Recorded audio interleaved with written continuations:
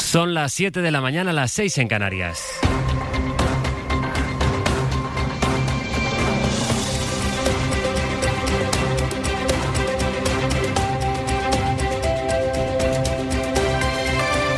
En la cadena SER,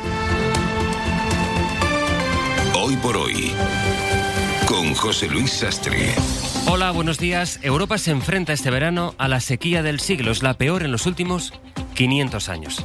Y España se está convirtiendo en uno de los países más áridos de todo el continente. Los embalses aquí están al 36% de su capacidad, pero la situación empeora en 4 comunidades: Andalucía, Castilla-La Mancha, Extremadura y Murcia. Gillian Ayala, buenos días. Hola, Sastre. En esas 4 autonomías la reserva de agua ni siquiera llega al 30%. Y lo peor está en la cuenca del Guadalquivir. Esa es ahora la zona más seca de todo el país. Javier Gregori. Desde hace 17 años, los embalses de nuestro país no tenían sus reservas de agua tan bajas como ahora y siguen disminuyendo cada semana que pasa. De momento, la media nacional ha bajado ya al 36%, una quinta parte menos de agua que hace solo un año y un tercio menos que la media de la última década. Por comunidades autónomas, Andalucía, Extremadura, Castilla-La Mancha y Murcia son las que tienen los pantanos más bajos porque apenas llegan al 30% de su capacidad total. Embalses al 36%, por no hablar de la situación de los acuíferos. Esta sequía, en fin, se puede seguir agudizando porque no se espera que llueva, no al menos con fuerza,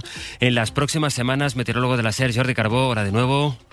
Hola, ¿qué tal? Jordi, ¿cuánto tendría que llover en España o durante cuánto tiempo, para que los embalses se llenen por lo menos a más de la mitad de su capacidad?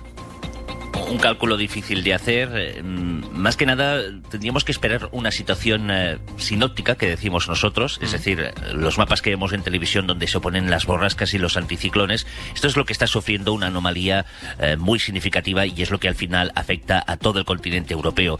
Podría tener una explicación en el fenómeno de la Niña, pasa lejos en el Pacífico, pero se sabe que cuando este fenómeno que cambia las temperaturas del Pacífico Central afecta a la meteorología de prácticamente todo el planeta. Pues bien, lo que haría falta es que en otoño, que es cuando pueden pasar las borrascas que suelen pasar todos los años, fueran cayendo pues lluvias persistentes durante unos cuantos días y extensas. Todo lo que no sea eso, pues por ejemplo lo que se espera para hoy, tormentas intensas con mucha agua, pero en una parte muy pequeña proporcionalmente de una cuenca hidrográfica, eso no serán más que parches. Y si somos objetivos, porque hemos dicho lo que esperamos que pase, sí, porque llueve en otoño, pero los pronósticos estacionales más pesimistas no pueden ser. Hasta como mínimo octubre, podría cambiar, pero visto desde ahora, hasta mínimo hasta mínimo octubre, no nos dan una situación que revierta la sequía. Pues con una mirada atenta, pendiente de lo que pueda ocurrir en el cielo, de esa sequía, de la falta de lluvias, este jueves 24 de agosto tiene un gran asunto en la agenda. Hoy se cumplen exactamente 6 meses desde que empezó la invasión rusa a Ucrania. Este era el sonido, así es como sonaba hace justo medio año las sirenas antiaéreas en la Plaza de la Independencia de Kiev a esta misma hora, a las 7 de la mañana.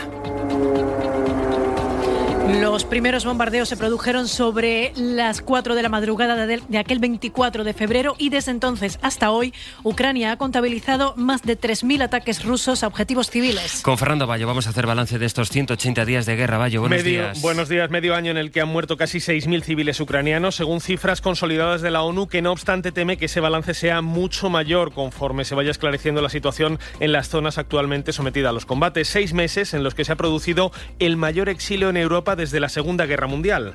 It's devastating. It's not nice.